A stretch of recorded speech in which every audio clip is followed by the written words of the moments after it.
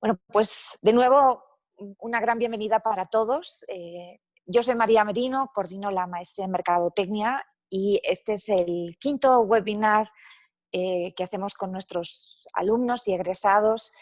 Estamos tratando diferentes temas, yo creo que todos son fascinantes y el tema de hoy en particular es uno sobre el que se conoce muy poco, se habla mucho, pero creo que hay percepciones un poco equivocadas de en qué consiste el neuromarketing y cuáles son sus potenciales usos y aplicaciones. Y para ello tengo el gusto de presentarles a Guillermo Ponce. Guillermo, bueno, lo sabes, ha sido alumno mío desde hace muchos años, mejor no vamos a decir cuántos, Guillermo, desde la licenciatura en el ITAM. Eh, Estudió en el ITAM Administración, Relaciones Internacionales y Maestría en Mercadotecnia, así que supongo que le hemos debido de tratar bien o algo estaba aprendiendo mucho, porque ha sido alumno durante mucho tiempo.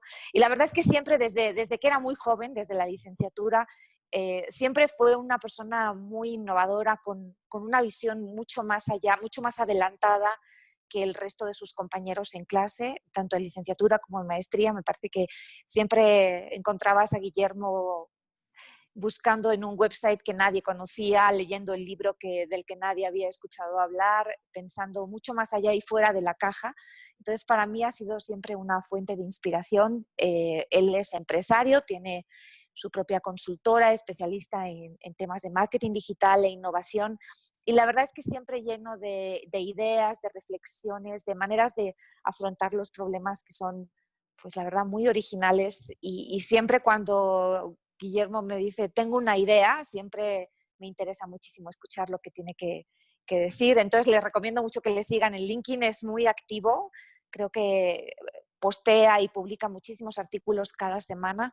Entonces, la verdad es una gran fuente de inspiración y me parece que es la persona idónea para hablar de este tema de neuromarketing. Entonces, ya no hablo más, Guillermo, es todo tuyo, tienes muchísimo que compartir.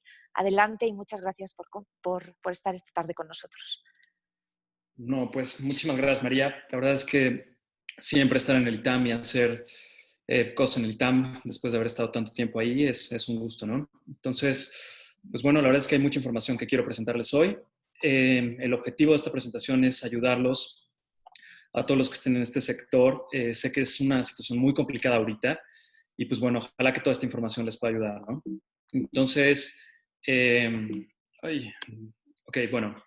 Lo que les voy a presentar hoy aquí básicamente es un documento de investigación que nosotros hicimos para trabajar con nuestros clientes.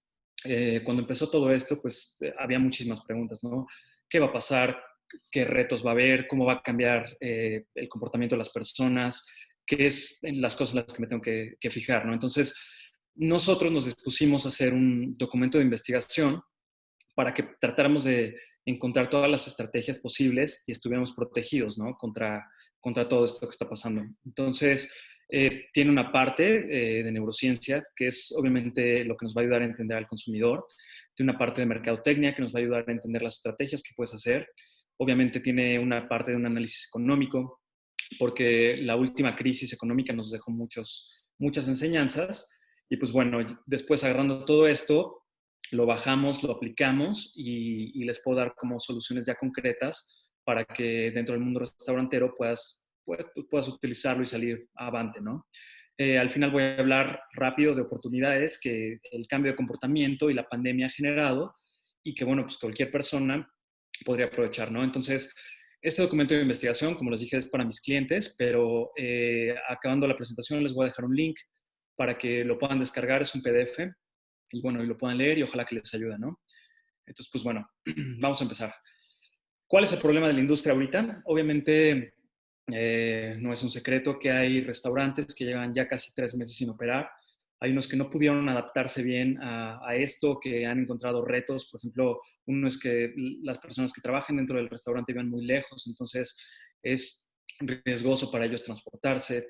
Las estadísticas no son nada buenas. Se habla de un 40, un 60% cierre de la industria restaurantera, que es muchísimo.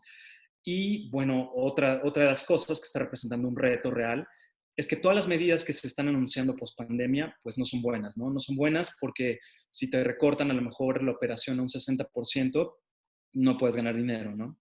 Entonces, se junta todo esto, es una tormenta perfecta para la industria. En el 2008, la industria que salió más perjudicada fue la inmobiliaria, obviamente, por cómo se dio todo lo que pasó.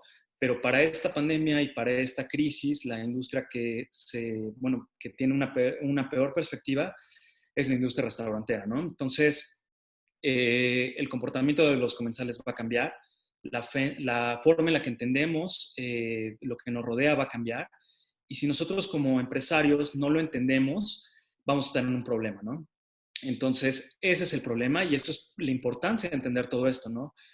Algo que me parece muy peligroso es tratar de decir, seguro todo va a volver a la normalidad, no va a pasar nada, cuando sí va a pasar, ¿no? Entonces tenemos que estar preparados y por eso hacer como este análisis, entender y tratar de buscar toda la información de la industria, pues va a ser muy importante, ¿no?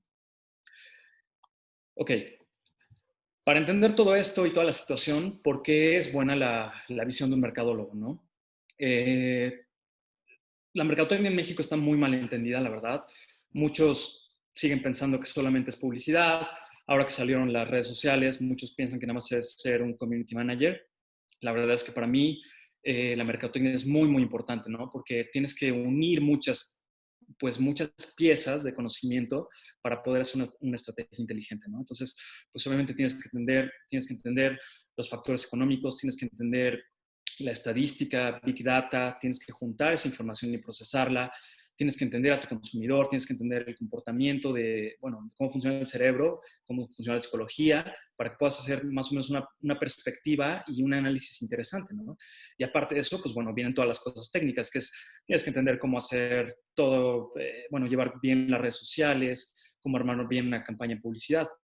Entonces, pensándolo así, pensándolo en un enfoque tan completo y un enfoque que puede tener muchas aristas, yo creo que este análisis les puede ayudar y puede volverse interesante, ¿no? Entonces, pues bueno, los economistas les encanta hacer números, ¿no? Es su pasión y se vuelven locos haciéndolo, ¿no? Y en el 2008, cuando fue la crisis económica, hubo un ejército de economistas tratando de entender cómo afectaba los indicadores económicos a diferentes industrias, ¿no? Entonces, lo bueno de esa crisis, lo que nos dejó esa crisis, es que aprendimos mucho. Y uno de los factores más importantes fue que de todas las variables macroeconómicas que podíamos encontrar y que fueran una buena variable para predecir qué tan bien o qué tan mal iba a ir un restaurante, ellos descubrieron que el PIB era básicamente la única variable que realmente está correlacionada de una forma muy interesante, ¿no? Si entendiéramos qué significa el PIB, si es el ingreso bruto del país y todo, pero se puede traducir a cuánto dinero tiene un consumidor en la bolsa, ¿no? Entonces, pues bueno, baja el dinero que tienes en la bolsa y automáticamente vas a empezar a recortar gastos, ¿no? Entonces, uno de los primeros gastos que vas a recortar son las salidas, ¿no? Porque la gente lo ve, bueno, para la gente es muy claro, ¿no? Es como, no tengo dinero, tengo que quedarme en mi casa.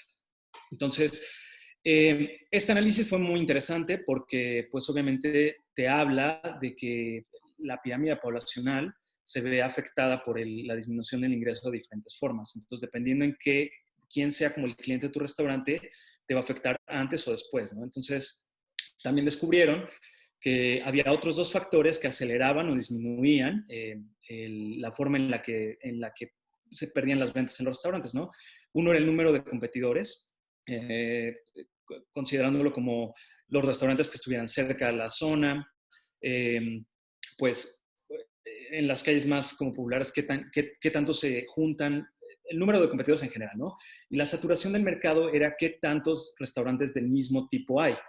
Entonces, lo que han ido encontrando y han evolucionando es que puede haber 200 restaurantes, pero si tú eres el único de comida de la India, pues bueno, eres más resistente a como todos estos cambios, ¿no?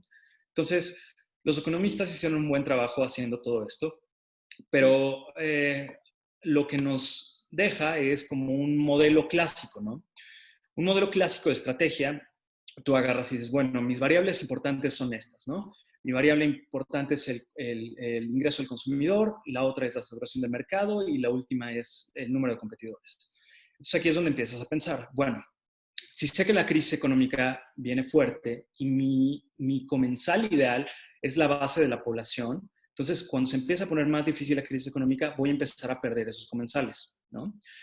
En el número de competidores, puedes decir, bueno, pues si se espera que el 60, el 40 o el 60% de la industria cierre, voy a tener menos competidores. Entonces, una de mis estrategias tiene que ser aguantar y hacer todo, mover todo mi negocio para yo ser una de las ofertas que esté abierta, ¿no? Y en cuanto a la saturación del mercado, típicamente dirías, bueno, si a lo mejor mi propuesta de valor o la industria, bueno, el tipo de camino que sirvo tiene un diferenciador muy fuerte, voy a estar más o menos como a salvo. Bueno, pues eso sería un modelo clásico, ¿no? Así como cualquier persona que hace estrategia de negocio te podría decir, como eso es lo que tienes que ver, ¿no?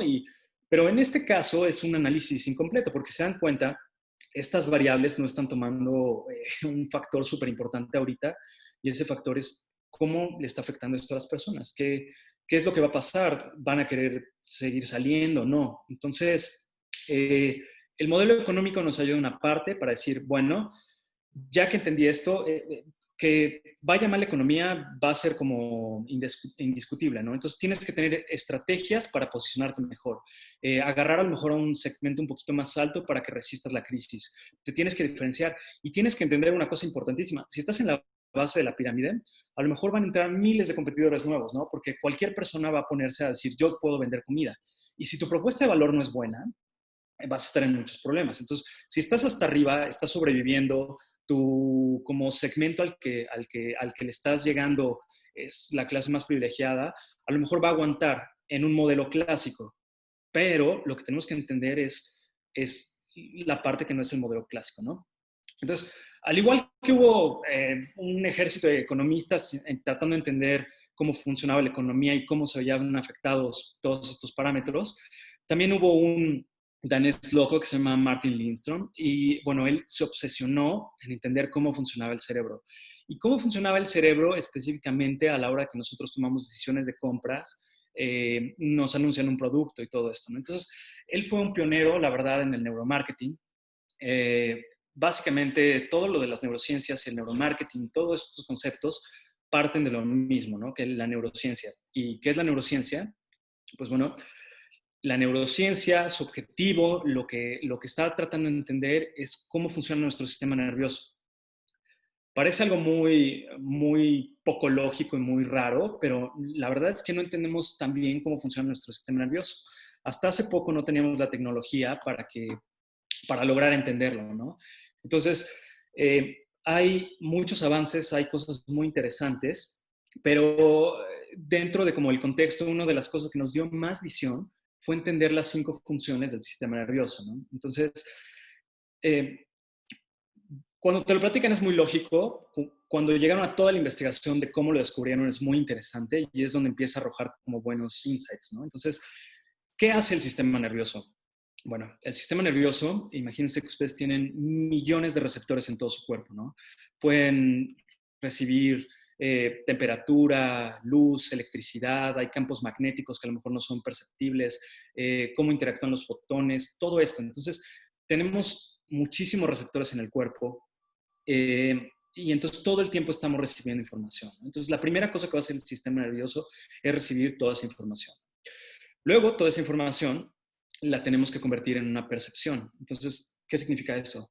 Si todo lo que nos llegara de información en el día, los sonidos, lo que está sintiendo la piel, llegara al mismo tiempo, nos volveríamos locos y simplemente no podríamos procesarlo. Entonces, la segunda función del sistema nervioso va a ser llevar la percepción hacia algo, ¿no? Entonces, ok, ¿sabes qué? Date cuenta de esto, está pasando esto, hace frío, hay peligro, todo eso. Entonces, ahí apunta todos tus receptores a que pongan atención a algo. Ustedes pueden hacer ejemplos, si les digo, ¿qué está sintiendo ahorita su pie izquierdo? A lo mejor no estaban conscientes de que estaba el pie izquierdo ahí, pero ahora que ya están pensando en él, están tratando de entender qué es lo que está sintiendo y qué es lo que está pasando ahí. Entonces, eso es básicamente cómo funciona la percepción, ¿no? Ahora, todas las percepciones generan sentimientos y los sentimientos nos van a poner como un estado de ánimo que nos hace pues, como más sensibles a ciertas cosas. Entonces, Si todas esas percepciones te están diciendo estás en peligro o estás muy emocionado, vas a poner como atención a ciertas cosas, ¿no? Entonces, esos sentimientos van a ir moldeándose y van a generar pensamientos. Los pensamientos nos van a servir para dos cosas. Una es como aprender, crear como marcadores neuronales, que vamos a hablar después de eso. Y al final, todos esos pensamientos nos van a llevar a tomar acciones. Las acciones pueden ser, ok, ya entendí lo que está pasando, no voy a hacer nada, me voy a quedar como quietecito y voy a dejar que todo pase. O las acciones, bueno, me voy a mover, voy a hacer esto, ¿no? Y hay otras acciones que, aunque no nos demos cuenta, también todas las sensaciones y todo lo que estamos percibiendo se ven alteradas, ¿no? Y esas son las funciones de respiración, la digestión, todo esto, ¿no? Entonces, por ejemplo, si hace mucho calor, respiras diferente. Así funciona el sistema nervioso en general, ¿no? Es una abstracción para que lo entiendan. Ahora, ¿por qué nos tardamos tanto tiempo en entender esto y cómo funciona y cómo se ve afectado y todo esto? Bueno, pues porque no tenemos la capacidad de mapear el cerebro y entender qué es lo que pasaba cuando se activan todas estas cosas, ¿no? Entonces, gracias al mapeo neuronal, empezamos a ver qué partes del cerebro se encargan de hacer qué cosa, ¿no? Y bueno, obviamente cuando se abrió este campo de investigación se metieron muchísimas más disciplinas y entonces empezaron a ver, pues bueno, yo quiero saber qué pasa cuando alguien ve publicidad, yo quiero saber qué pasa cuando a alguien no le funciona un receptor, cómo lo puedo curar. Entonces, pues hubo muchas disciplinas que se empezaron a unir y empezaron a decir, oye, pues yo siempre he querido saber esto, ¿no? Entonces, la investigación en los últimos años se ha vuelto muy, muy interesante, ¿no? Y, y pues bueno, la verdad es lo que hemos aprendido nos ha, bueno, ha cambiado la percepción inmensamente, ¿no? Porque siempre creíamos que nosotros éramos súper racionales y que nuestro cerebro todo el tiempo está optimizado para, pues a lo mejor para buscar lo mejor para mí o seguir como evolucionando y todo. Y la verdad es que lo que hemos encontrado es que nuestro sistema, bueno, nuestro cerebro lo único que quiere es mantenernos vivos. Es mantenernos vivos y esforzarse lo menos que pueda procesando los pensamientos, ¿no? Entonces, bueno, es súper interesante todos los descubrimientos que ha habido. La verdad es que podríamos platicar de ellos por horas. Eh, Cómo funcionan los sueños. Hay miles de cosas, pero concretamente, y lo que nos importa mucho entender en este momento, es cómo va a afectar el funcionamiento del cerebro en la toma de decisiones a los comensales, ¿no? Entonces, hay dos pedacitos de conocimiento que quiero compartir con ustedes que son muy importantes, ¿no?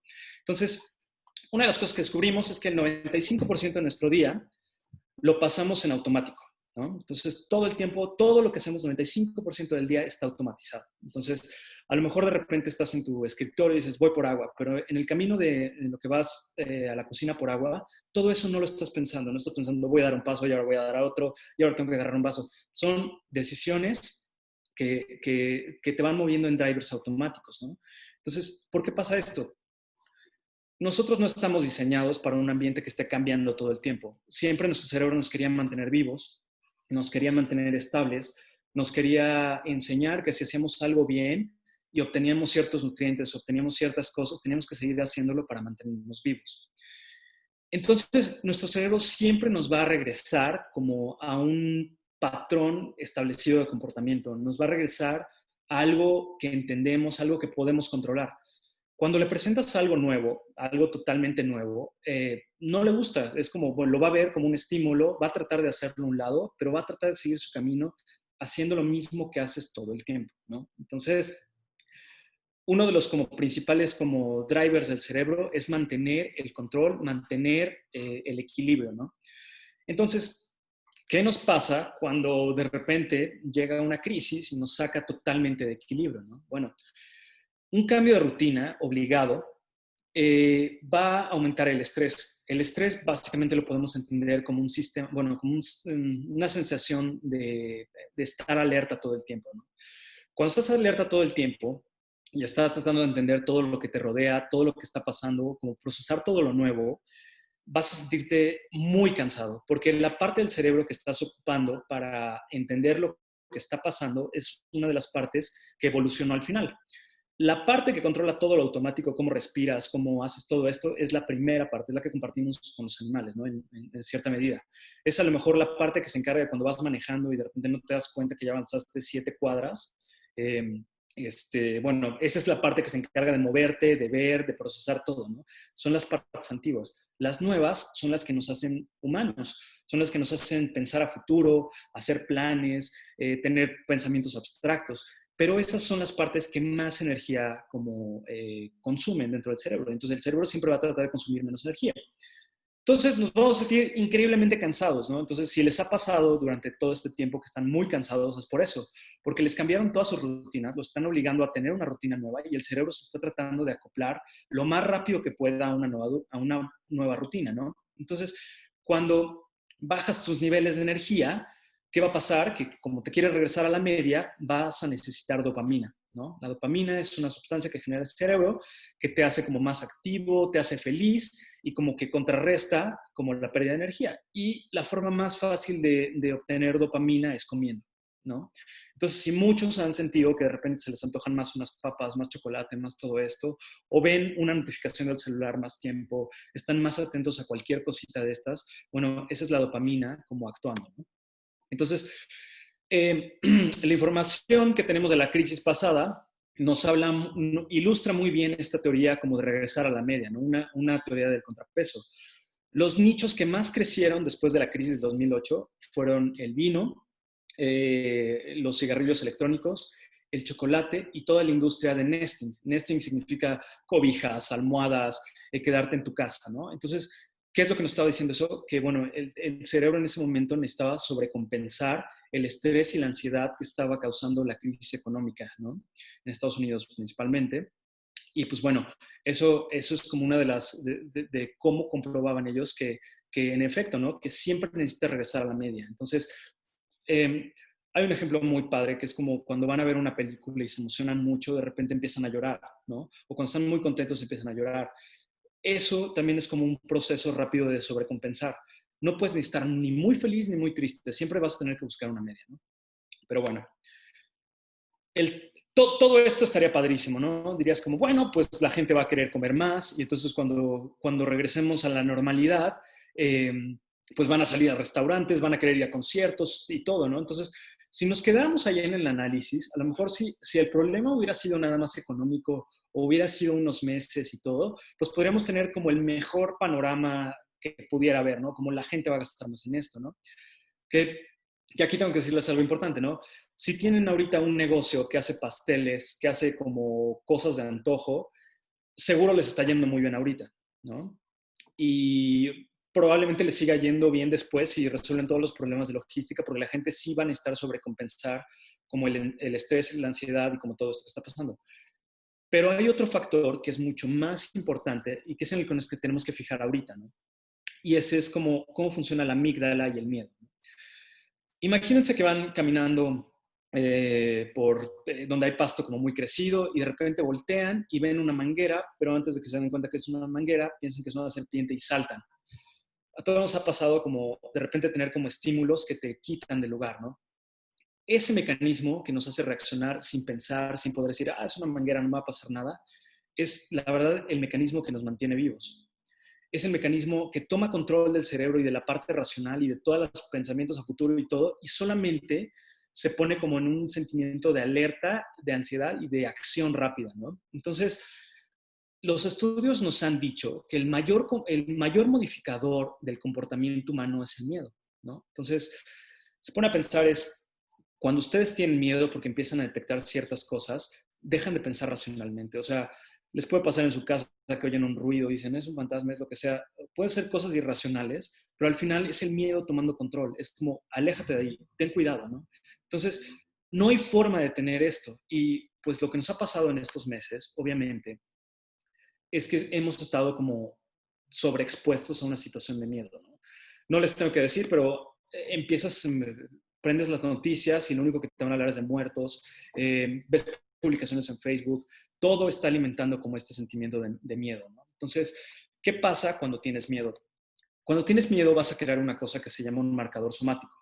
Un marcador somático básicamente va a ser un atajo, el atajo de tu cerebro, para que cuando veas una cosa que puede ser peligrosa o que te dé como un indicador que estás en peligro, reacciones, ¿no? Entonces, un marcador somático, por ejemplo, puede ser cuando comes algo que está podrido, que te causa envenenamiento, todo esto, la próxima vez que te lo ofrezcan, no lo vas a querer comer. Y esta es la cosa más como irracional que puede haber, porque lo que te están ofreciendo no es la misma cosa que comiste, no es la misma situación, puede ser no el mismo restaurante y todo, pero aún así tu cerebro te está diciendo, ten cuidado, esto es peligroso, aléjate de él, ¿no? Nos pasa con cosas que a lo mejor de chicos tuvimos una experiencia traumática y todo el tiempo que veas eso o que lo sientas, vas a recordar y vas a recordar y vas a recordar, ¿no? Entonces, entre más tiempo estés expuesto a miedo, más oportunidad le das al cerebro de crear estos marcadores somáticos, ¿no? Entonces, son indiscutibles. No puedes pelear con ellos porque la verdad es el mecanismo que hace tu cerebro para que sobrevivas. Entonces, una de las cosas importantes es que entre más tiempo estés expuesto a miedo, más tiempo la amígdala va a tomar decisiones por ti. Entonces vas a dejar de ser racional, vas a dejar de pensar a futuro, tratar de racionalizar las cosas y vas a dejar que todo el tiempo tu amígdala tome el control, ¿no? Entonces, ahorita hay dos situaciones que están haciendo que nuestro miedo como crezca continuamente, ¿no? Una es como todas las enfermedades, bueno, todo el miedo a la enfermedad y todas sus repercusiones, que es enfermo familiar, lo que te pueda pasar, ¿no? Y el otro miedo es el miedo a la exclusión social. La exclusión social que también puede ser porque si me enfermo no me voy a poder acercar a nadie o estoy solo en estos momentos, ¿no? Entonces, estos dos factores todo el tiempo están alimentando tu cerebro de miedo, ¿no? Y estamos creando marcadores somáticos. Entonces, ¿cuáles son los marcadores somáticos que estamos relacionando con la situación que nos causa miedo? Pues bueno, uno son los lugares concurridos, el otro son los objetos de contacto que tenemos. Por ejemplo, piensen cuando van al súper ahora o cuando tienen que salir a algo y tienen que picar el botón del estacionamiento, ¿no? ¿Cómo lo picas con más miedo? O cuando vas a agarrar un carrito del súper, te preguntas, bueno, ¿quién lo habrá agarrado? O cuando te encuentras a alguien que por más quieras y todo, es como ese miedo de saludarlo, ¿no? Entonces, y bueno, pues obviamente como todo esto va a repercutir en cómo vamos a actuar después, ¿no? También hay cosas que a lo mejor tú estás viendo todos los días que va a repercutir en que te recuerden esta situación. La gente con cubrebocas, gente haciendo filas a cierta distancia. O sea, todo esto es muy importante que lo entiendas. Y es muy importante que lo entendamos porque hicieron los estudios con personas, de hecho los acaban de hacer como para entender cómo está afectando toda esta situación. Y personas que se declaraban muy valientes y diciendo que no les afectaba, que ellos podían con la situación, cuando escanean su cerebro y les ponían imágenes de personas usando cubrebocas, como todas las medidas de distanciamiento social, de gel antibacterial, se prendía el área de la amígdala en el cerebro. Entonces todo el tiempo está disparando, disparando, disparando, disparando. Entonces, estos marcadores somáticos obviamente afectan diferente a las personas, pero de que se van a quedar ahí y que van a ser parte de nosotros ahora, es una realidad, ¿no? Y bueno, ¿cuál es la comprobación de todo esto, no? ¿Y qué es lo que nos importa? Cuando la amígdala toma el poder de tu cerebro y está decidiendo por ti, tus decisiones se vuelven irracionales. Y lo único que le va a importar es que sobrevivas, ¿no? Lo único que le va a importar es que cubras las necesidades básicas. Las necesidades básicas son la comida, la salud, el sexo y la seguridad, ¿no? Y, y bueno, y curiosamente, cuando escuchen un nuevo webinar de e-commerce o lo que sea, cuando les den las estadísticas, los productos que más se han vendido en estos momentos son comida de impulso. De hecho, hay un estudio muy interesante que dice que la comida que se está comprando ahorita o sea, compramos más comida de la que nos podemos comer realmente, ¿no? Entonces, a veces la compramos simplemente por el impulso, porque esto amigo de la mano como, si ya no tenemos comida y si va a pasar esto, ¿no? Eh, Todas las cosas de higiene y de seguridad, las toallitas de Clorox y los desinfectantes y todo esto están agotados, siguen agotados, ¿no? Luego también otra estadística es que la venta de condones ha subido, de condones y de juguetes sexuales ha crecido brutalmente, ¿no? Es también la amígdala hablando, ¿no? Y en Estados Unidos se han comprado más armas que en otras temporadas. Es como, no es como que le puedas disparar al virus, pero aún así la gente lo hace, ¿no? Entonces, podemos ver que la amígdala está ahí, que le está afectando al mundo, que está afectando los patrones de consumo por cómo se están comportando esto, ¿no? Pero bueno,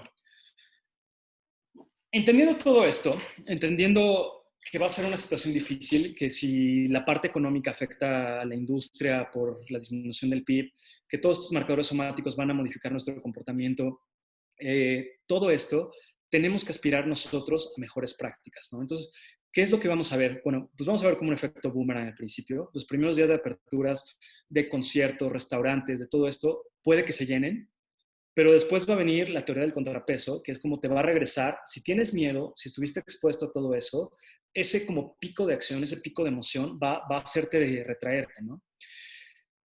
El cambio en el comportamiento, los datos son claros. O sea, a lo mejor todavía, yo sé que en el corazón de muchos restauranteros o de muchos empresarios está, no, a la gente le gusta salir, a la gente le gusta hacer esto.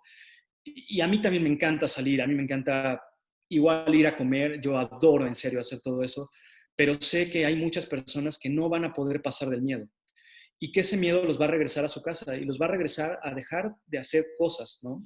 Entonces, no podemos ser ingenuos y decir que esto no los va a afectar, ¿no? Eh, este es un momento ideal para innovar, es un momento para cambiar a nuevas líneas de negocio. O sea, si no has encontrado cómo ampliar tu mercado, cómo ampliar tu línea de negocio, es el momento de hacerlo y ya no puedes esperar más, ¿no? Tienes que sobrevivir, porque como dije al principio, la crisis económica y la reducción esperada es muy alta, ¿no? Y pues bueno, algo que les puedo decir, yo trabajo con varias industrias, trabajo con e-commerce, trabajo con pharma, con diferentes industrias, y los restauranteros hasta este momento no se preocupaban tanto de que su departamento de mercadotecnia, su departamento de comunicación fuera como ultra competitivo, tuviera las mejores prácticas. Simplemente era como, toma una foto bonita de la comida, súbela y esperemos que lleguen los comensales, ¿no? Y esto, donde ahora la comunicación va a ser tan importante, no puede seguir pasando, ¿no? Entonces, pues bueno, les voy a compartir cuáles son las mejores prácticas en estos momentos para entender al comensal y para hacer algo al respecto, ¿no? Entonces, uno de los primeros efectos que tienen que entender del cerebro, y que también es un caso muy, muy estudiado en neuromarketing, es el efecto de la percepción ampliada. Les voy a poner dos ejemplos. Hicieron un estudio que querían determinar realmente si el sabor, la forma en la que tú percibes el sabor y el sabor real de las cosas está correlacionada con un producto eh, o con una experiencia, ¿no? Entonces, hicieron muchas pruebas y entonces le ponían desde a sommeliers super profesionales y amateurs de vino, les ponían, por ejemplo, copas más pesadas con el mismo vino y decían, ¿cuál sabe mejor? ¿No? No, ¿por qué? Y lo justifican, no, tiene mejor aroma y todo.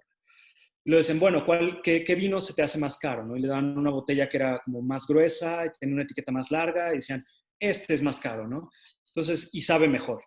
Entonces, si te das cuenta, la percepción de las personas tiene que tener un marcador, tiene que tener un punto de referencia. Entonces, instintivamente los restauranteros lo han hecho muy bien toda la vida. Hay un estudio que dice que cuando tú entras a un restaurante como el que estamos viendo en la foto, automáticamente sabes que tu cuenta va a ser más alta y estás dispuesto a pagarlo. Y cuando llegan la vajilla y la vajilla se ve cara, tú dices, la comida también debe estar buena y estoy dispuesto a pagar por ella. Entonces, como intuitivamente lo han sabido toda la vida, ¿no? Como échale ganas al interiorismo, emplata muy bien, todo. Y tu comida, si cuentas una historia, tu historia va a hablar por ti, ¿no? Entonces, les quiero poner también el ejemplo de un cliente mío. Ellos ofrecían de la mejor carne que hay en el mercado, ¿no? Llevan muchísimos años, antes de que llegara todo Guayu y todo este rollo, ellos tenían la mejor carne del mercado. Y cuando llegaban los comensales, veían los precios, decían, 2.500 un steak, se les hacía carísimo, ¿no? Y siempre en las reseñas les ponían, comí lo mismo en otro restaurante que era mucho más barato, ¿no? Entonces, lo que hicimos fue platicar, o sea, decirles, ¿sabes qué? Tú le tienes que explicar al comensal por qué tu carne es mejor, por qué el proceso de crianza es más especial, qué tienes que saborear en ella, ¿no? Y entonces, haciendo este ejercicio, nosotros dirigíamos la percepción de los comensales y pues bueno, pasamos de tener un 80% de reviews negativas a tener un 80% de reviews de es el mejor steak que he probado, gracias por el servicio, o sea, para fijarse en otras cosas, ¿no? Entonces, pues bueno, lo hemos entendido toda la vida, los restauranteros lo han hecho muy bien, pero ahora, ¿cuál es el reto? Pues el reto es que tenemos que trasladarlo, ¿no? Entonces tenemos que trasladarlo porque ahora a lo mejor estamos mandando nuestra comida. Estamos mandando nuestra comida y esperamos que el comensal tenga la misma experiencia que tenía en nuestro restaurante, pero abriendo una caja de cartón. Y eso no va a pasar. Entonces, si tú mandas la comida tibia o la mandas en un empaque de unicel o aunque sea uno reciclado, el comensal no va a decir, esto no sabe un steak de 2.500 pesos, ¿no? Esto simplemente es comida para llevar. Entonces, el reto está en eso. ¿Cómo ampliamos nuestra experiencia? ¿Cómo comunicamos lo que antes hacíamos en el interiorismo, en el emplataje, todo esto a los comensales? Y pues bueno, lo que han hecho es, en Europa están colaborando con diseñadores industriales, donde dicen, oye, mira, este es como el interiorismo en mi restaurante. Quiero que lo veas y quiero que lo captures en un paquete, ¿no? Y yo voy a recortar mi menú, voy a hacer 5 platillos, pero esos 5 platillos tienen que tener un empaque diferente para que cuando le llegue al comensal lo vea y diga, wow, esto tiene sentido, ¿no? Entonces, también están asumiendo el reto de la entrega, de, bueno, la persona que me entrega la comida, yo sé que la gente de Rappi, Uber y todo está en la calle arriesgándose por nosotros, pero muchas veces llegan con la mochila toda aplastada y te dan tu comida y bueno, no se te antoja tanto, ¿no? Entonces, muchos restaurantes ya están tomando la logística en sus manos y están llevando a los comensales la comida, ¿no? Para que llegue bueno, bien cuidado y en la temperatura correcta, ¿no? Entonces, obviamente una de las cosas más importantes en los restaurantes es el efecto Instagram y el efecto wow, ¿no? De tenemos una pared, tenemos un postre, todos los comensales se toman fotos aquí, ¿no? Pues ahora, ¿cómo lo están comunicando? Pues bueno, crean hashtags, crean como dinámicas, crean con el emplataje, bueno, con el empaque ahora, todo para que el comensal comparta su experiencia, ¿no? Entonces, también están haciendo este tipo de cosas. Están aumentando ingredientes extras, entonces te llega como tu comida, pero también te llega un playlist y también te llegan, pues no sé, si es una comida a lo mejor mexicana, te llegan como ciertas cosas para que tú puedas decorar tu mesa. Y pues bueno, estás ampliando la experiencia, ¿no? Y cuando amplías la experiencia y cuando le das la oportunidad a las personas de que se integren y que sientan que están comiendo algo más, a lo mejor, bueno, ese es el camino para poder justificar la calidad de tu restaurante, ¿no? En cuanto a la comida a domicilio, es lo que quiero decir. Y pues bueno, lo más importante y lo clave en estos momentos es no dejar de ser agradecido. Todos los restauranteros lo están siendo como súper claros. Entre más agradecido seas, si te puedes tomar un momento para escribir una nota, tu comensal lo va a apreciar mucho, ¿no? Entonces, voy a continuar rápido. Ahorita en pantalla está el chef Massimo Bottura, muchos lo conocerán, es uno de los chefs más famosos del mundo. De un lado está una foto de él muy sobrio y de uno de sus platillos, ¿no? que ofrecen en el restaurante normalmente. Y en el otro lado es como se ve ahora, que es como todo lo de la pandemia, ¿no? Como tiró todo el contenido que era como editorial, todo el contenido que era como súper elevado, súper elegante, y sale en pijama con su familia, cocinando, compartiendo recetas, ¿no? Entonces, cuando los chefs toman como su marca personal, como una estrategia de contenido, les permite ser muchísimo más rápidos en adaptarse a este tipo de cosas. Una de las cosas que pasó cuando empezó la pandemia, todas las marcas, sin excepción, empezaron a hacer sus comerciales de estamos contigo, vamos a salir adelante, siempre separados, pero más juntos que nunca, y todo esto, ¿no? Y después de 2 semanas, los mensajes, además de que eran aburridísimos y repetitivos, se acabaron. Y entonces ya no hubo como esto de, bueno, ¿y ahora qué voy a hacer, no? Porque siempre había sido la marca intocable y la marca enorme que ponía comida hermosa y todo. Y ahora, ¿cómo me comunico con mi comensal, no? ¿Cómo le digo que lo necesito? ¿Cómo le digo que me importa su opinión? ¿Cómo le digo, cuando era tan perfecta mi comunicación, cómo van a entender ellos ahora que no lo sean, no? Entonces, por eso, tener a una persona detrás de tu marca o integrar a una persona en tu marca, puede ser el dueño del negocio, puede ser el gerente del negocio, puede ser el chef del negocio. En estos momentos es una estrategia muy inteligente. ¿Por qué? Porque la sinergia que crean, además de que te permite crear muchísimo más contenido, como, oigan, fíjense, estamos aquí haciendo guardas en el restaurante, o estamos preparando comida a médicos, o estamos haciendo esto, todo que te habla una persona y te cuenta como cosas más interesantes, tú conectas con ellos, ¿no? Entonces, es muy importante eso. Para nuevas líneas de negocio, obviamente, si tienes como un influencer trabajando en tu cocina, puedes atraer a marcas, bueno, esto ya se ha vuelto como un parámetro de contratación, ¿no? O sea, ¿cuántos followers tienes? ¿Qué tanto me puedes atraer a mi negocio, no? Y bueno, pues esa es una fórmula, lo que les pongo ahí es un índice de influencia que puede ser una estrategia para que ustedes creen sus campañas. Pero les quiero contar rápido el caso de Cristina Tosi. Durante la pandemia se puso a hacer un montón de videos, a compartir un montón de recetas, todos los días hace lives.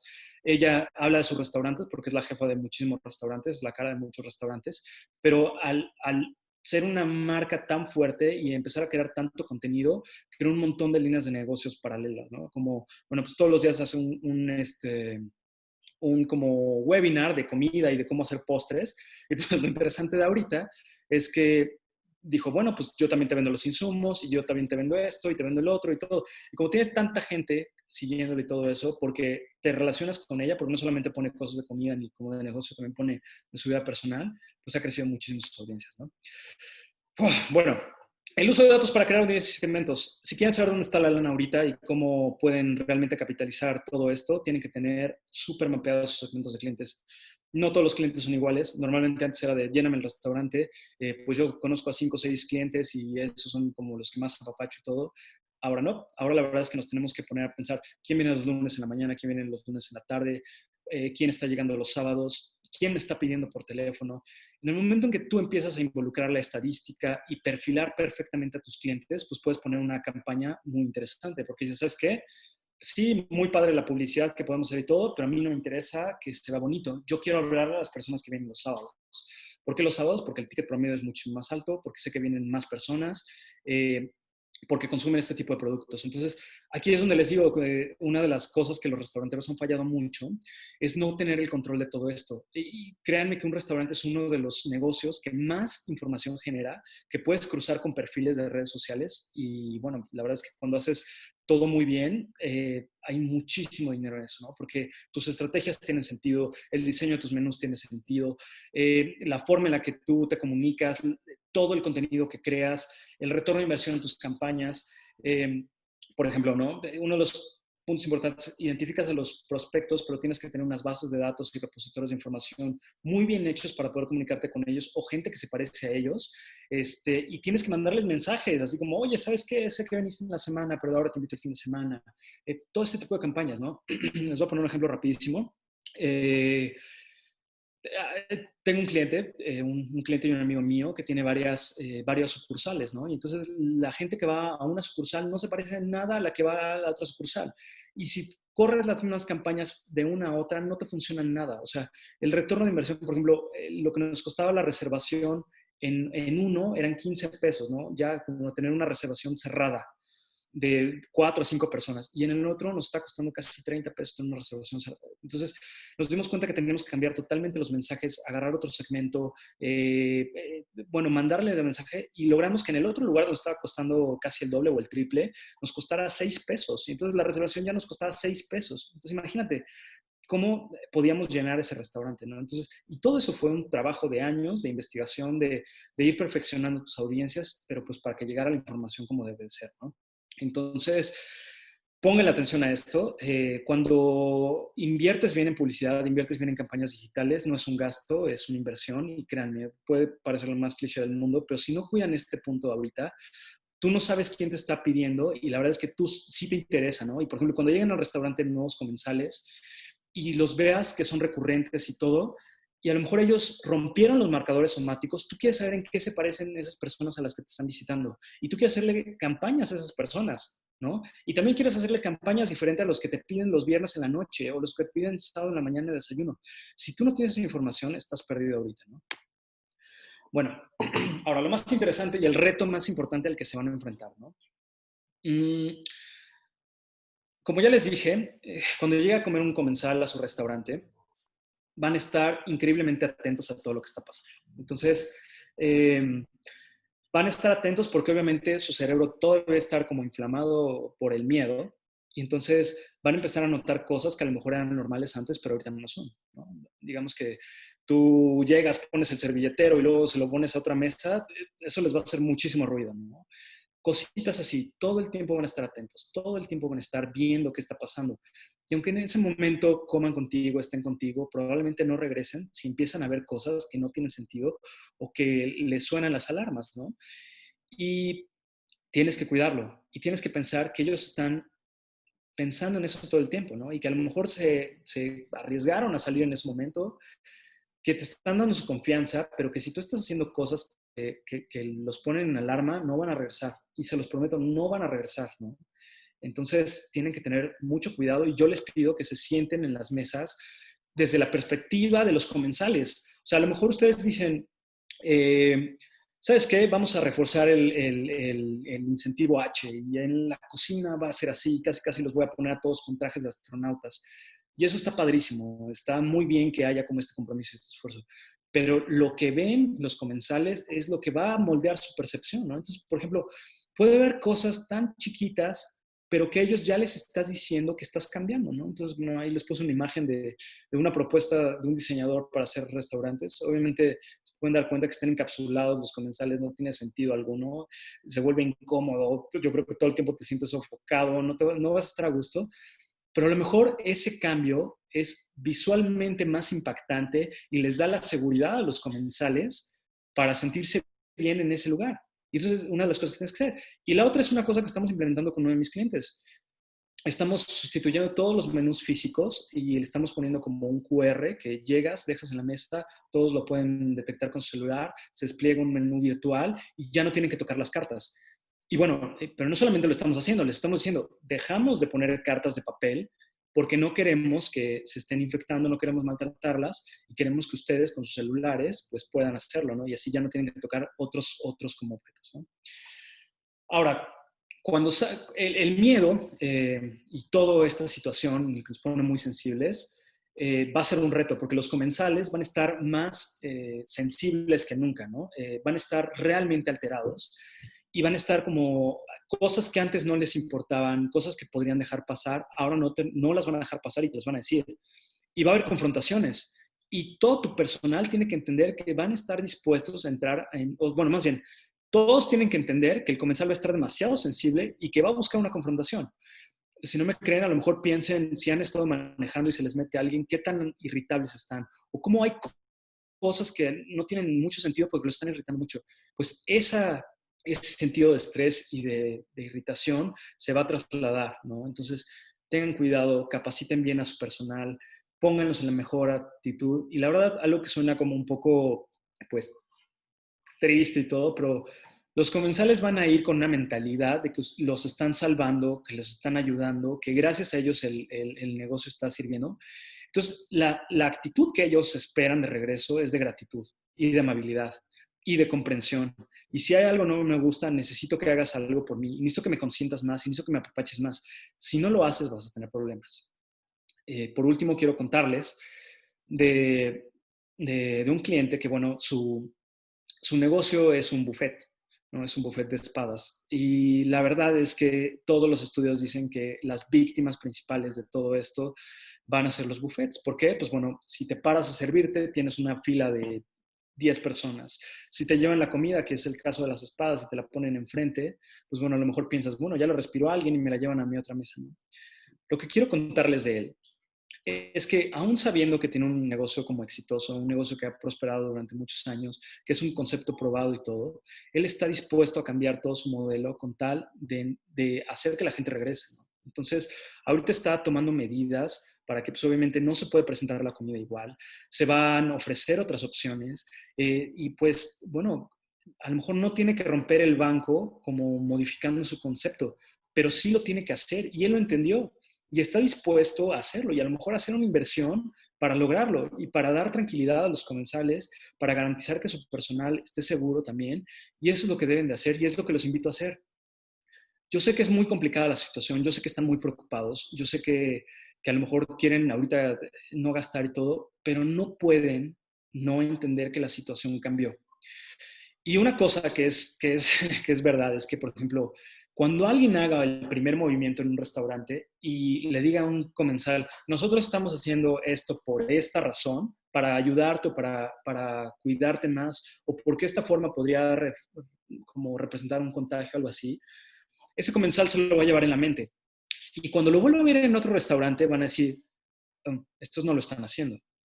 Entonces, casi es un tema de estrategia de negocios, ¿no? Entonces, te tienes que anticipar a cambiar tú primero antes de que te hagan cambiar, ¿no? Pues bueno, esas son las mejores prácticas. Ahora ya sé que María me pidió que lo dejara un poquito como corto, entonces me estoy tratando de apurar. Rápidamente les voy a comentar 5 oportunidades de negocio que han surgido con todo esto de la pandemia, ¿no? El primero es un negocio que se aceleró bastante. Se llaman, bueno, se conocen como dark kitchens y los CaaS, que son Kitchen as a Service. ¿En qué se parecen? Bueno, un dark kitchen básicamente era una cocina que no abría hacia el público, que no tenía como interacción no tenía mesas para comensales, todo lo atendías como atrás y todo mandabas a domicilio, ¿no? Y el CaaS, pues lo podemos entender como un WeWork para emprendedores que quieren poner como sus cocinas, sus dark kitchens, ¿no? ¿Por qué funcionaría este negocio ahorita, no? Bueno, pues obviamente es muy importante y funcionaría porque te puedes poner en las mejores zonas, en las zonas donde más comensales hay, y por todo lo que pasó en la pandemia están muchísimo más acostumbrados a pedir por internet.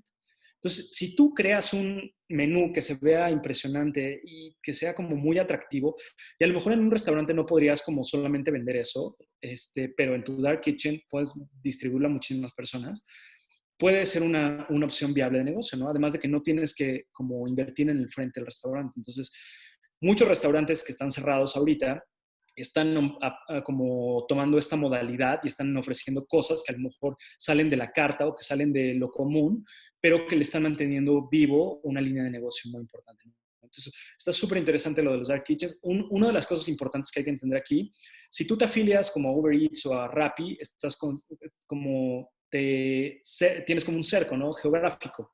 Depende obviamente de todos los competidores que tienes junto, de la gente que está en cierto lugar y todo. Con este modelo, si tú te pones en una zona donde hay mucha gente, pero aparte te encargas de hacer los pedidos más lejanos, porque a lo mejor entregas pastelería o entregas cosas que no se tienen que consumir como en ese momento, vas a ganar muchísimo más. Entonces también ese es un tip como para si están pensando como abrir una dark kitchen, ¿no? Ahora, los servicios de guante blanco. Como les conté, hace 3 meses, si tú le decías a un restaurante que creía que sus platillos son dignos de de tener una estrella Michelin, que iba a mandar a domicilio, te iba a mandar a volar. O sea, los restaurantes que están en Polanco, en las mejores como zonas, pues nunca se lo plantearon. Pero ahora sí se lo están planteando. Es como, bueno, vale, vamos a abrir, pero necesitamos también para la gente que no quiere salir, la gente que quiere como otras opciones, tenemos que mandarles la comida y tenemos que crear una experiencia, ¿no? Entonces, esto pueden verlo como dos formas. Una es que tú pones una empresa que se dedica a esto, entonces tú vas con restaurantes y los haces aliados, y vas con no sé, Puyol o Quintonil, con quien tú quieras, y dices, ¿sabes qué? Yo por una cuota extra que le voy a cobrar a tu comensal, voy a mandar a una persona totalmente capacitada que va a montar los platillos, va a hacer el servicio, va a recoger todo, va a platicarte de esto, a lo mejor te prepara el maridaje, todo este rollo, ¿no? Bueno, yo voy a cobrar una cuota aparte que es independiente de ti, pero es si la persona quiere tener este servicio. Pero lo que yo quiero es que tú lo promuevas para que hagamos como una sinergia, ¿no? Entonces puede ser como ese modelo de negocio. El otro es que, bueno, a lo mejor tú preparas la comida, tú lo haces y empiezas a como hacer el hosting de todas estas como reuniones que se van a hacer en casa, ¿no? En Europa, ya que se empezó a abrir todo, en España particularmente, hay muchos de estos servicios, ¿no? Entonces, determina qué tanto te quieres involucrar, si realmente nada más vas a hacer como el montaje, la entrega, o vas a hacer como todo el servicio, ¿no? Toda la experiencia. Yo creo que esto también va a ser muy importante para los banqueteros. Imagínense todo el personal que tienen ahorita ocioso, si pueden empezar a hacer como alianzas con restaurantes, digo, no pueden ser, no tienen que ser ultra top, ¿no? Pueden ser restaurantes que sí les interesa la presentación y que necesitan un como grado pues, de habilidad de quien lo monta y todo eso, pues pueden ser opciones, ¿no? Entonces, esta es otra opción que está muy interesante y que va a crecer mucho. Bueno, una de las cosas, después de que se acabó el papel higiénico y que fue como toda esta euforia y todo, uno de los productos que se acabó durante la pandemia fueron las harinas y ciertas cosas para preparar comida, ¿no? ¿Y por qué? Porque en YouTube se registró que, bueno, como nunca en la historia la gente está tomando clases de panadería, de cocina en general, ¿no? Y entonces te das cuenta que a lo mejor una cosa que era una experiencia que tenías que ir a vivir porque no tenías los insumos y no los conocías, ahora estás dispuesto a obtenerlos de otra forma, ¿no? Entonces, esto abrió la oportunidad porque muchas personas se dieron cuenta que no saben cocinar. Entonces, están buscando como una educación gastronómica, pero también están buscando quién les surta los insumos, porque una de las bromas comunes era como, hoy vamos a cocinar un salmón con azafrán, ¿no? Y entonces dices, bueno, ¿de dónde sacó el salmón y de dónde sacó el azafrán? Entonces el tutorial pues ya era totalmente inútil. Pero empieza a haber canales donde dicen, bueno, nosotros nos vamos a especializar en comida italiana, en comida mexicana, ¿no? Entonces, este es como ahora es como el itinerario, la programación de este mes o de esta semana. Yo te voy a dar las clases gratis, pero si tú quieres, yo te puedo mandar los insumos para que hagas mis platillos en ese momento en que hagamos como el live. Después vamos a tener como una interacción. Te puedo mandar como también los utensilios de cocina que vas a necesitar. Y la verdad es que las personas están dispuestas a hacerlo. Nunca habían como tenido como esta interacción y lo habían sentido tanto. Entonces está interesante esta nueva educación gastronómica, ¿no? Que puedas dar. Y obviamente, si esto lo combinas con un chef celebridad, con un chef reconocido de un restaurante o un restaurante muy bueno que ponga sus recetas y todo esto para que la gente las haga en casa y tú le das todos los insumos, pues también es una excelente idea, ¿no? Otro concepto que está creciendo mucho, siempre había estado muy detenido en México, se llaman como los servicios de suscripción de food boxes, ¿no? En estos, pues bueno, te mandan tu cajita, tú podías cocinar en caja o ya te mandan todo empaquetado para que comieras en la semana. La pandemia, la verdad es que bueno, algo nos enseñó, ¿no? Es como, uno, para aplanar la curva, te puedes quedar en casa o puedes aumentar parece que tu sistema inmunológico, lo puedes fortalecer. Entonces, todo la mente de tengo que comer mejor, tengo que alimentarme mejor, no sé cómo o no tengo tiempo, pues bueno, todos estos como servicios de alimentación sana y práctica que te dicen, yo te voy a mandar el domingo toda tu comida de la semana, lo único que tienes que hacer es llevártela al trabajo y calentarla ahí, pues están teniendo mucho más aceptación, ¿no? Igual las dietas como especializadas, ¿no? Las carnívoras, todo esto, pues bueno, van a tener como un auge. Entonces, para que estos negocios en específico sean como muy exitosos, pues tienes que tener un manejo de las bases de datos impresionante, ¿no? Para que puedas hacer como compras recurrentes, servicios de suscripción, entender cómo se mueve y dónde se mueven tus consumidores, ¿no? Y por último, como oportunidad, que parece raro, pero es el mejor momento para abrir un nuevo restaurante. ¿Por qué? Pues bueno, lamentablemente, como están cerrando muchos restaurantes, hay muchos mobiliario, equipo en remate. Hay ubicaciones que eran privilegiadas y súper peleadas que nunca te podías imaginar que estaban disponibles, ahora están disponibles. La gente que te renta los locales está dispuesta a hacer, a disminuirte la renta o a llegar a mejores negociaciones. Y piensa en esto, si tuvieras una mentalidad completamente de mundo post-COVID, que sabes cómo tienes que armar tu restaurante para que sea mucho más atractivo, que tiene no solamente una línea de negocio que es atender a los comensales, sino 10, 15, aprovechando todas estas tendencias, pues a lo mejor te volverías increíblemente competitivo, ¿no? Entonces, es una realidad que la oferta de restaurantes va a disminuir, entonces puede ser un muy buen momento si tienes inversión para empezar como un negocio, ¿no? Entonces, discúlpenme, lo traté de hacer lo más rápido que pude, se los prometo. Quiero compartirles este estudio, el PDF de este estudio, el completo. Esa es la página, es disruptech.com.mx, disruptech.com.mx. Anótenla. Ahí en la parte de arriba va a haber un botoncito que dice neuromarketing. Le dan clic, se registran y les mando el link para que tengan el estudio, el PDF, ¿no? La verdad es que, bueno, es muy poco tiempo para hablar a detalle de todos los temas, pero espero en verdad que esta información les ayude mucho, ¿no? Entonces, si quieren, pues no sé si haya tiempo para alguna pregunta, María, pero si no, pues bueno, les digo, ahí mismo en la página eh, está mi link para LinkedIn, por si me quieren seguir, la verdad es que sí, comparto mucho contenido ahí. Si quieren interactuar conmigo, estoy abierto a todas las conexiones. Si quieren hacerme una llamada y preguntarme algo, la verdad es que la industria restaurantera es una industria que yo adoro, me ha dado mucho y si los puedo ayudar, la verdad es que con todo el gusto lo voy a hacer, ¿no?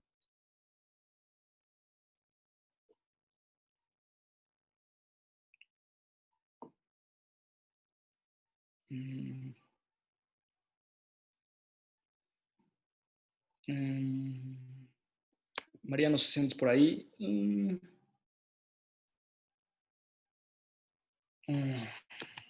denme un segundo, porque si no anda por aquí María, a lo mejor doy a preguntas. Mm. Hola, perdón, sí, es que algo pasaba con mi micrófono, pero sí, por supuesto que he estado aquí todo el tiempo escuchándote y, y me ha encantado. La verdad es que sí es poco tiempo. El objetivo de estos webinars es introducirnos al tema. He estado también leyendo los comentarios. Hay muchos segmentos de restaurantes y obviamente en una plática de 45 minutos no se puede cubrir todo, pero creo que han sido pues, muchísimas insights que muchos de los presentes están reconociendo.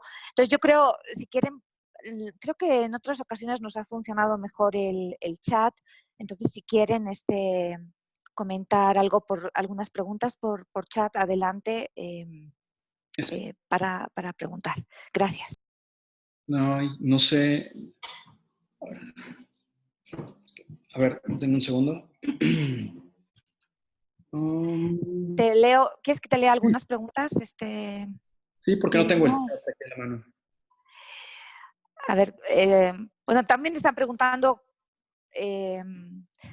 la parte más racional, quizás no tanto la emocional. Y bueno, también están preguntando cómo cambiar percepciones. La verdad es que son grandes, grandes preguntas. A ver.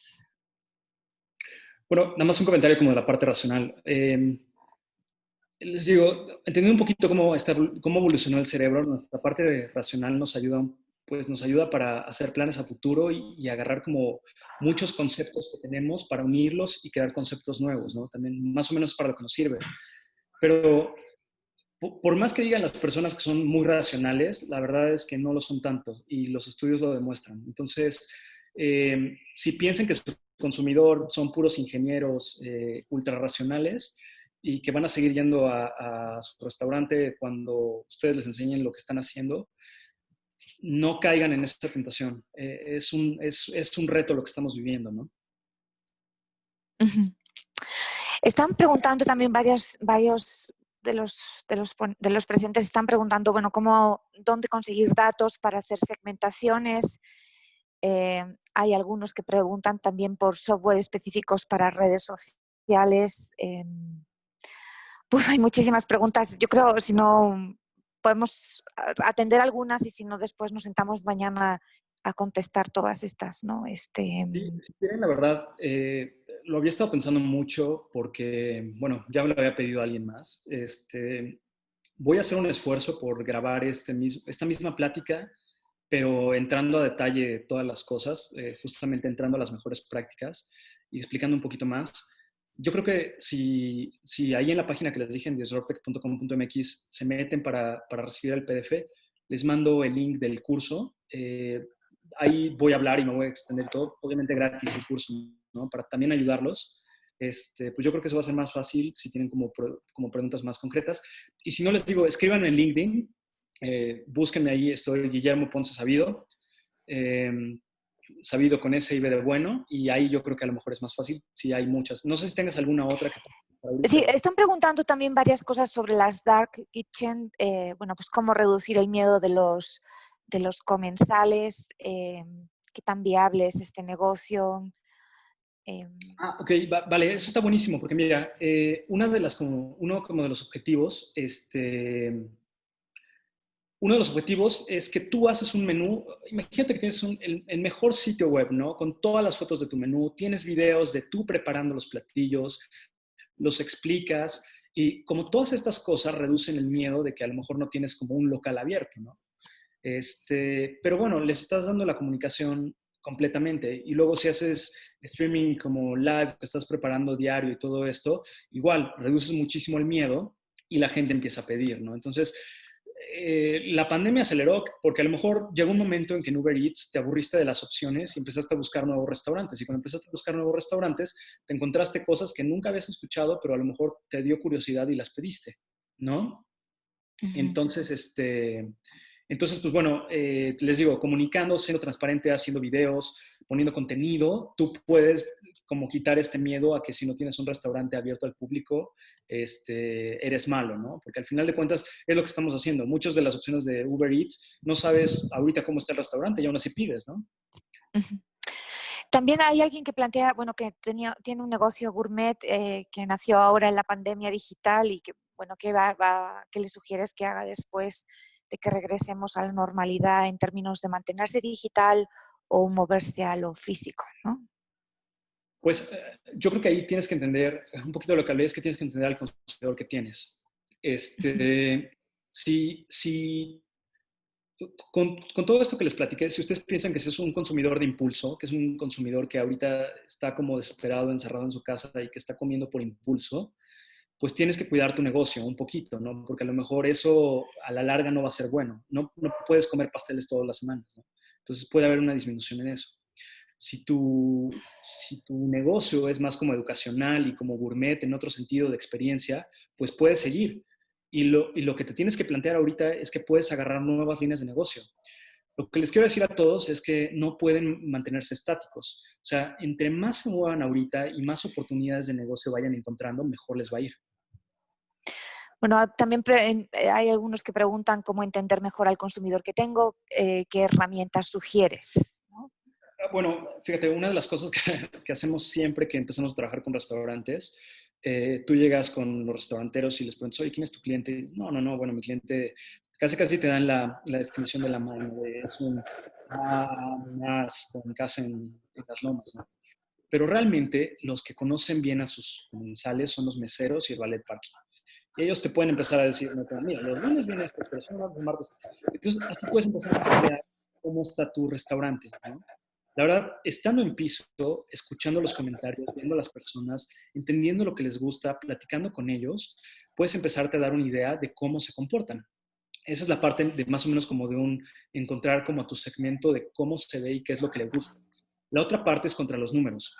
Eh, si tú haces tickets promedio, el tiempo promedio de las mesas y todo esto, puedes empezar a sacar estadísticas muy interesantes, ¿no? Entonces, y ahí es donde viene la habilidad que pueda tener tu agencia de marketing y todo para ir probando tus nuevos segmentos. Lo bueno de todo esto es que todo se puede medir y todo se puede comprobar. Entonces, si sabes que yo creo que este segmento que tengo es el que me interesa, necesito que me consigues personas así y los vas mapeando y ves que tu ticket promedio está aumentando, o que tu número de comensales está aumentando porque la propuesta de valor que estás dando tiene sentido y están llegando a tu restaurante, es cuando te das cuenta que ya encontraste tu segmento correcto. Pero es un ejercicio, es una iteración continua, ¿no?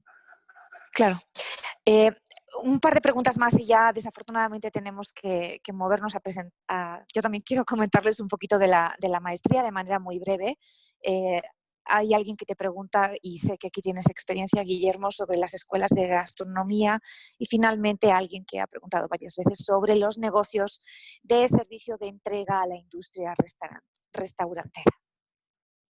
Bueno, lo de las escuelas de gastronomía es muy interesante. La verdad es que al principio yo les puedo decir por experiencia que es algo empezó a ser como algo muy de nicho, ¿no? Las personas que amaban la gastronomía y que no habían estudiado una carrera de gastronomía, a lo mejor empezaron a buscar como estas opciones, como un hobby para empezar como a integrar y todo. Ahorita, como les dije, la educación gastronómica va cambiando, ¿no? Entonces, el reto que van a tener estas escuelas es que la gente que quiera seguir yendo a interactuar y que tenga como estas ganas de estar en las cocinas de aprendizaje, que haya un chef que te lleve de la mano, bueno, ese tipo de gente va a seguir. Pero imagínate que tú puedes trasladar esa como experiencia en video. Y entonces, no solamente en video, también les das la oportunidad de mandarles los insumos. Entonces, automáticamente no tienes que tener un curso de 15 personas. Puedes tener un curso de 1000 personas si haces la promoción como correcta. Entonces, los costos son muy bajos. Y se los digo así, si hay como alumnos bueno, chefs, licenciados en gastronomía, que quieren empezar negocios así, es un excelente momento para hacerlo, porque la gente está buscando este tipo de contenido, ¿no? Entonces, por ahí va la cosa. Yo creo que es una muy buena oportunidad para el que quiere empezar un negocio. Las universidades de gastronomía se tienen que poner las pilas para encontrar otras líneas de negocio en lo que la gente quiere regresar, porque es otra cosa. Si la gente que toma tus cursos es mayor a lo mejor de 40, quizá no esté tan propensa a salir ahorita y a gastar en eso, ¿no? Entonces tienes que tener cuidado con eso. Y de la entrega a restaurantes y todo esto, es muy interesante. La campaña de Uber Eats, la última que hicieron de Luis Miguel, escribí un post acerca de ello, pero lo que te está dejando ver ahí es que ellos se quieren mover a un como cliente más premium, ¿no? Entonces, todos los que puedan como que en su entrega reflejen ese premium, ya sea un diseñador industrial, o sea, tú llegar como servicio y decirle, te voy a desarrollar la entrega, los paquetes, la experiencia y todo a ti como restaurante para que tú no lo hagas y yo le pueda dar ese servicio a tu cliente, van a tener mucho éxito, ¿no? Entonces, esos son negocios de logística y de comunicación, pero ahorita son súper viables y era lo que hablaba del servicio. Ok, pues muchísimas gracias, Guillermo. Luego, si quieres, revisamos más algunos chats y pues bueno, ya comentaste que vas a hacer ya tienes disponible la presentación, sino también a través de aquellos que quieran, tenemos también su correo para enviarles tu presentación y compartir más información. La verdad es que fue muy poco tiempo, pero súper, súper interesante. Mil gracias, Guillermo.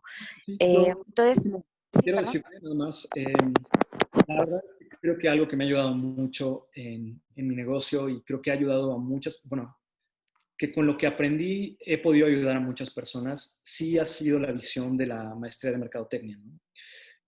La verdad, entender como que tienes que ser bueno con los datos, entender al consumidor, entender que tienes que estar aprendiendo todo el tiempo, pues enterarte de qué está pasando en la industria, eso también es como súper importante, ha sido muy útil, ¿no? Entonces, yo te agradezco mucho, María. La verdad es que la maestría Gracias a fue ti. algo, pero bueno. Súper, no, pues muchas gracias. Bueno, sí, la verdad es que voy a hablar ahora de la maestría, pero una de las cosas, bueno, Guillermo, que trabaja sobre todo en temas